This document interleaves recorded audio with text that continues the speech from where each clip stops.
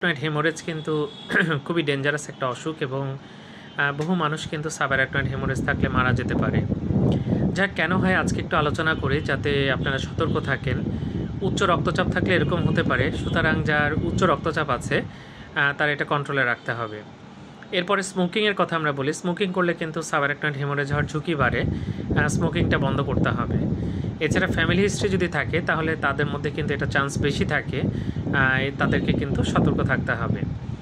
এরপরে যেটা বলি, যদি অ্যালকোহল খায় অথবা কোকেন গ্রহণ করে, আমাদের দেশে অনেকে নেশা করে, কোকেন বা অ্যালকোহল গ্রহণ করলে কিন্তু সাবঅ্যারাকনয়েড হেমোরেজ হতে পারে। এছাড়া মারফান সিনড্রোম এবং এহলার্স ড্যানলস সিনড্রোম বলে দুইটা জটিল রোগ আছে। এই রোগগুলোতে কিন্তু সাবঅ্যারাকনয়েড হেমোরেজ হতে পারে। যাক, এটা খুব সাবধানে থাকতে হবে। হঠাৎ করে তীব্র মাথা ব্যথা হলে খুব দ্রুত ডাক্তার দেখাতে হবে, কারণ হঠাৎ তীব্র মাথা ব্যথা কিন্তু সাবঅ্যারাকনয়েড হেমোরেজ হলে হতে পারে। তাই আমরা সতর্ক থাকবো, সাবধানে থাকবো এবং সাবঅ্যারাকনয়েড হেমোরেজ হলে দ্রুত ডাক্তার দেখাবো, না হলে কিন্তু দ্রুত রোগী খারাপ হয়ে যেতে পারে। ধন্যবাদ সবাইকে।